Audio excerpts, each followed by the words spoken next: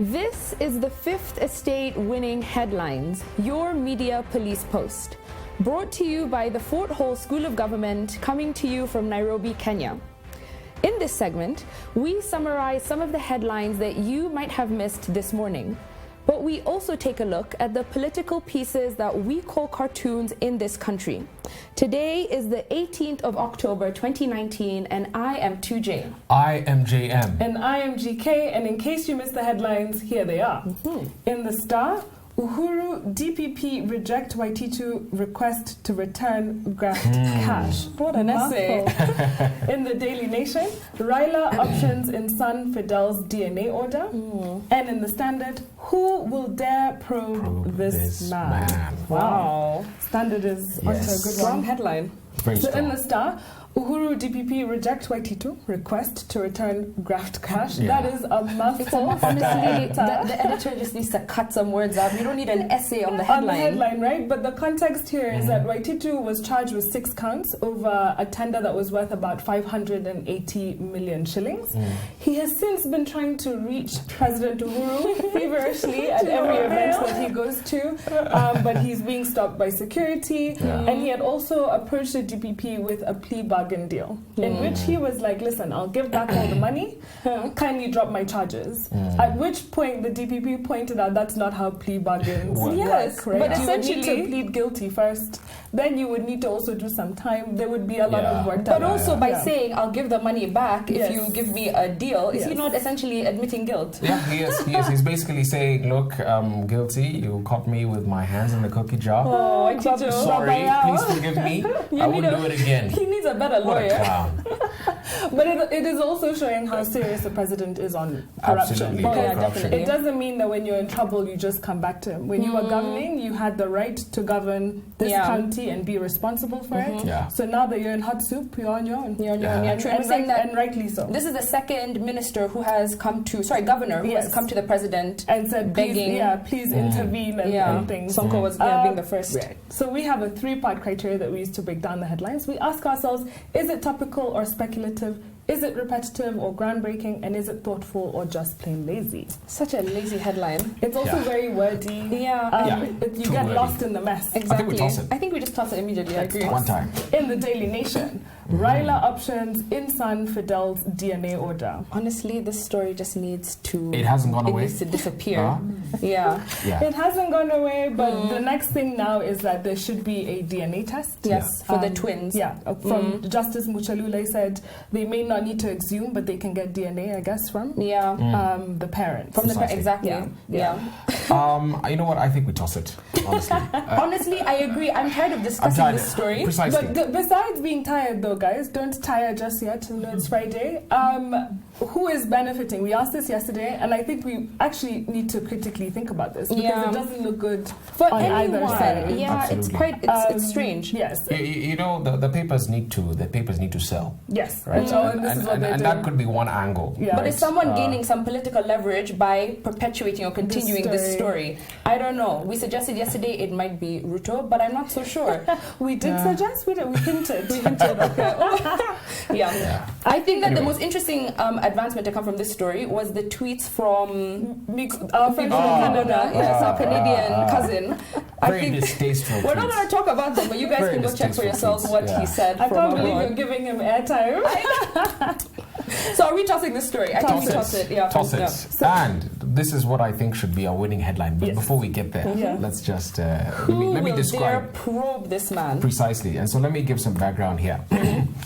Basically, there was an investigation that was done by Citizen TV over the weekend, and they uncovered a plot in which the family members are trying to get an Indian by the name Bakrania. Dilip Bakrania, right? Trying to get him deported so that they can inherit the 700 million estate that he inherited from his brother, his late brother. The documentary is called Westlands, Underworld. Exactly. And so the Deputy Inspector General of Police, Mr. Edward Bogwa, has been caught up in this whole saga, and this is why he's now then on the headline. And what they're asking here is, look, he's the deputy IG.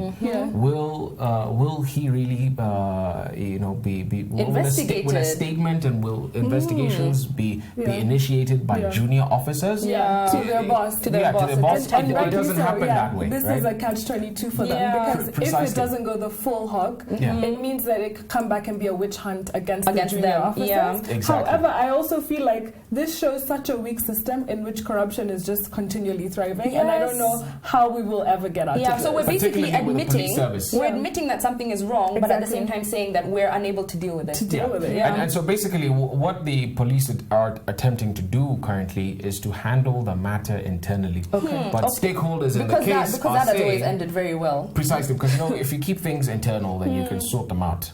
But people are saying, look, EACC, DPP also needs to get involved because the civilians are involved here as well. I like this story because it lifts the veil of ignorance. I think it's one of those stories that had it not been brought to light, we would have never known about it. It would have just passed. So I think that strong title, strong story. This title reminds me of Hilary Ngueno's publications of the weekly reviews in the 1970s, 80s. Very punchy, very catchy. I'm telling you, it's stuff that you just grab. It reminds me of someone else. I think that this new editor has been learning from the Professor Mutahi Ngunyi class of titles, Absolutely. I think with a capital letter. With a capital letter. With a capital letter. We've inspired them. This is our winning headline. Most definitely. Well done. So the Standard gives us our winning headline. Back to the political pieces that we call cartoons in this country, where we also have a 3-part criteria that we use. We ask ourselves, is it humorous or is it dry? Is it sarcastic or is it pessimistic? And is it effective or is it just plain lazy? Gado. So, Gado is back. This is day 2 of his being return. Back. His return. And what we have here, he's commenting on the state appointments of relatively senior people in society. And you've got a whole bunch of a line of elders. geriatrics. Boarding the plane. Some of them seem like they're even on life support. Wow. And the marshals here are saying holidays. And one says, no, they're all heading to Nairobi, Kenya. Amazing job opportunities for retirees there. And the little character there says, and they come with security of tenure. I think the debate here rages on, right? Who are doing the right thing in continually appointing these elderly guys. But also, CS Musharu just had a gaffe where he appointed, he gazetted someone who had died already. Or something, so he had to go and redo it, and I think, I think Prof tweeted sort of coming out in defense of CS, saying it was an honest mistake. So I hope that it was. But I mean, as for Gado, you're a day late. Absolutely. I think he's still, he's warming up. He's been away for a while. I think we toss it. I think we toss that one. All right. What do we have here? Here we have Dula in the Nation. So we have Aisha Jumwa in her kanzu or whatever the dress is, and she's in a slingshot that's being pulled, and it's about to be, I guess, released, and it says the Expendables. So the Expendables, it's actually defined as a person or an object of little significance and therefore able to be abandoned or destroyed. And I think here we've seen how she's been tossed back and forth between ODM and now DP Ruto. My question is, will DP Ruto come to her rescue in this moment of need? But let me defend her a little bit. She also has political ambitions. She wants to, as you would say. By the way, I'm for her. The governorship of the term 2 governors is coming to an end. Exactly. And so those spots are going to be available, and she wants to inherit Amason Kingi and Kilifi, and so this is partly why she's got to throw her weight around. Exactly. And sometimes you have to do crazy things to get there. Get crazy results. All right, can we put that in the parking bay? I think we'll put that in the parking bay and consider the cartoon of the star. June, do you want to describe this for us? Yeah, sure. We have a Boris Johnson with his hair and his big lips, and he's being pushed by an arm that has the EU flag around it, and he's saying "good doggy" to a bulldog with the Union Jack, and behind him is a flap that says "deal." So I think that the EU is urging him. And he's holding Brexit. Yeah, it's a Brexit deal. So I think the EU is urging him to calm down the dog, which is the UK Parliament, in order to close the deal. I love this cartoon. Yeah, I actually do like it. It's a very good cartoon. However, guys, what?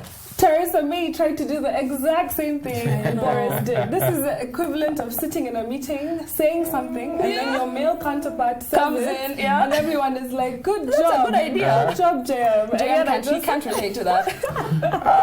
I don't know. Literally. Anyway, but the other thing is, Theresa May failed in Parliament, so he still has to Precisely. pass. And that's the thing, right? Boris could still fail in Parliament. Exactly. Yeah, and But Boris has put his foot down and he said, look, if we fail, 31st of October, we're out deal or no of deal. the Yeah, EU. hard Brexit. Deal or no deal. So normally we say that we don't like to have the international cartoons But win. this one was very good. I think this is a good one. very With good. the British bulldog, it was very good. Yeah. So Winning there we cartoon. go. The Star Ozone gives us our winning cartoon. What is our final thought? Yes, so today our final thought. Should I we thought do we the would- summary first? Yes, of course. Sorry.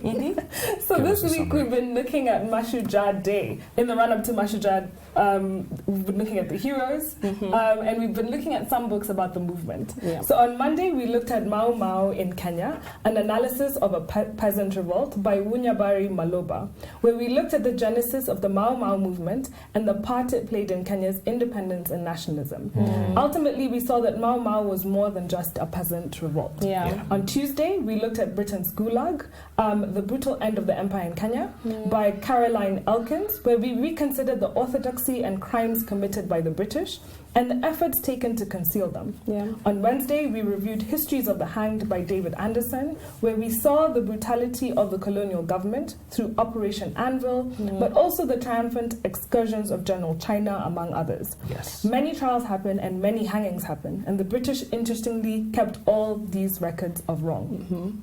And yesterday, we looked at Kenya's freedom struggle, the Dedan Kimathi Papers, edited by Maina Gwa Kenyati, an attempt to combine original texts and documents by those who participated in the Mau Mau struggle, showing the importance of documenting the movement for future generations and to understand exactly what happened and how much was sacrificed. Yeah. Yeah. Right? And so today, Yes, today we want to look at a novel, Yes. A Grain of Wheat by Ngugi wa Thiong'o. Yes. And I think that we also wanted to give our viewers a little surprise today. Yes. Because starting today, we actually have a collaboration with a company called Rafu Books. Yes. A lot of you have commented and come up to us and said that you'd like to have access to some of the books that we discuss on the table. And so starting today, if you go to Rafu Books, especially this week, I think they have all the books that we've discussed this week, Yes. and they will continue to hold a lot of the books that we will speak about in the future. Yes. So Yes. please check them out. The information should be on the screen. Yes. So today, A Grain of Wheat by Ngugi wa Thiong'o, written in 1967. So it was first published as part of the African Writers series, which we had covered a couple of months ago, while Ngugi was actually studying at the University of Leeds. And so the title of this book borrows from the Bible, specifically John 12:24, where it says, and this was Jesus speaking, he says, "Very truly I tell you, unless a kernel or a grain of wheat falls to the ground and dies, it remains only a single seed. But if it dies, it produces many seeds." And we'll get back to the significance of that in a bit. Yeah. But this story portrays a society in transition, focusing on the last 5 days in the run-up to a celebration of Independence Day. So we assume that it's happening on the 12th of December. Yeah. And so the main characters, all of them in one way or another, have contributed to the present moment that they live in the run-up, in relation to the Mau Mau struggle and the outcomes of the independence movement. So I'll just highlight a few of the characters. So we have Kihika, who was a brave freedom fighter who is seen as a hero in his community after killing a British district officer. But he's betrayed by a member of his community and he's captured and he's hanged. Then we have Mugo, a quiet and mysterious man who worked very closely with Kihika. The community consider him a hero and intend to celebrate and honor him on this Independence Day celebration. However, throughout the novel, we see him struggle with the guilt because he is in fact the very person who had betrayed Kihika. And then we have Mumbi and Gikonyo. They are a married couple, and Gikonyo is a Mau Mau member, and he spends a year in a detention camp, and he dreams of returning to his wife every single day. However, Mumbi, his wife, falls to the advances of Karanja, the village chief, and she ends up having his child, and this breaks Gikonyo's heart. We have Karanja, who is a supporter of the British colonial force, so we would call him a loyalist, which gave him a lot of personal power, so he ends up becoming the chief. But he's now worried that as the regime is moving out, the British regime is moving out, he's concerned about what will happen with his power. And then lastly, we have John Thompson. He's a white man, and he's the district official, and he's a former prison camp commander who supervised a lot of massacres that happened in the prisons, and he's considering returning to the UK because he's afraid about what it would mean for him as a white man living in Kenya. Yeah. So if we go back to the meaning of a grain of wheat, I think there's two ways we could look at it. The first one is that the grain of wheat symbolizes the people who started the independence movement, those who sacrificed their lives so that others would live free of colonial rule. So them as individual seeds, they sacrificed, they gave up their lives, they died so that Kenya would be reborn. But then again, Ngugi wa Thiong'o tells us that before a seed can grow into a new plant, it must die first. And this suggests that Kenyans themselves need to change their colonial habits and work together to build a better future. And so we have this theme of suffering and sacrifice for freedom, that achieving freedom comes at a price, and many must make personal sacrifices and suffer for the good of the majority. So you have all these characters who are very conflicted. You might have your neighbor who was a loyalist, and you were a Mau Mau. And you have to live there next Exactly. So now we're an independent Kenya. How do I deal with you in a new life? It must have been a very strange reality. Very strange reality. Absolutely. If I may just add before you go, in fact, one of the individuals that is spoken about in chapter 2 is Harry Duku, having been one of the persons who was that grain of wheat who sowed the first seeds for rebellion against the Mau Mau. That's true. He was a loyalist. Fantastic. So the other theme we see, and I'll just build on what you said because you described the characters and what happened to them, is one of betrayal and also of redemption and the power of confession, right? So we have Fomugo. So they share these shameful secret crimes that they harbor, and they torment them throughout the whole book. So Fomugo, he's mistakenly called the hero, and they're trying to get him to speak at the Independence Day celebrations. But secretly he's fighting with this guilt, right? And the guilt is that he actually had betrayed Kihika. He had told the British where Kihika was, right? So he struggles with this, and he's like, can I really go up there and give this speech when all along I had betrayed the hero, right? And for a person called Gekonyo, who is married to Mumbi, who was Kihika's brother, he carries some shame because he betrayed on a political level the movement. So when he was in the detention camp, he betrayed, he basically said confessed that he the oath, yes, and which you weren't supposed to do for him to be released, right? And then when he returns home, he finds that his wife Mumbi has had a child while he was in detention. So he too then feels that betrayal, right? From Karanja, who we find out has she had the baby with. But then confession is another major theme, and this is where redemption comes in. For Mumbi, she came and she was like, Mugo, please come and give the speech. She couldn't understand why he was resisting. So she confided in him and said, listen, I had been adulterous and I had this baby outside of my marriage. That convinced Mugo to then say, you know what? I have to tell you, I am the reason that your brother was killed. And it was such a powerful moment, and that's what then made him say, you know what, I will give the speech to in front of the village. So when he comes to the in front of the village at the Independence Day celebrations, he says to the village, listen, this thing has been tormenting me for years. I am the one who betrayed. But the village is so stunned. And then eventually they're like, actually, he's quite noble because we were going to make him the chief. So he's actually quite noble in telling us the truth. The truth, right? And then he's not torn apart in public. He's taken to the forest and he's killed privately and with some dignity. And then the story also ends with hope.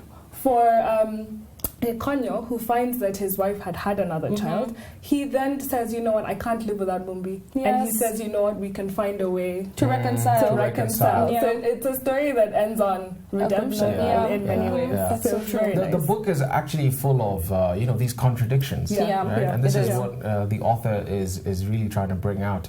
And this was a tough time for all of Kenyans, really. It was. All of Gikuyu nation involved in being in the heart of the Mau Mau. And so one of the major theme in the book is the contradictions of Christianity and how Christianity was used by the colonial government to justify their actions as well as atrocities, but also by the Mau Mau movement to do the same. And in chapter 2, Ngugi wa Thiong'o then tells us how Christianity was used as a colonial device of oppression as opposed to salvation.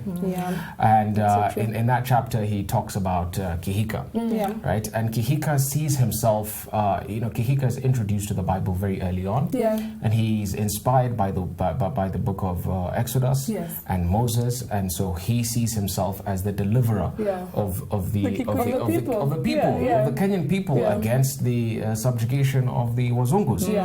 And so he gets a lot of inspiration from that. And after he does that is when now he comes to the limelight, and he on one occasion is able to address his village mates.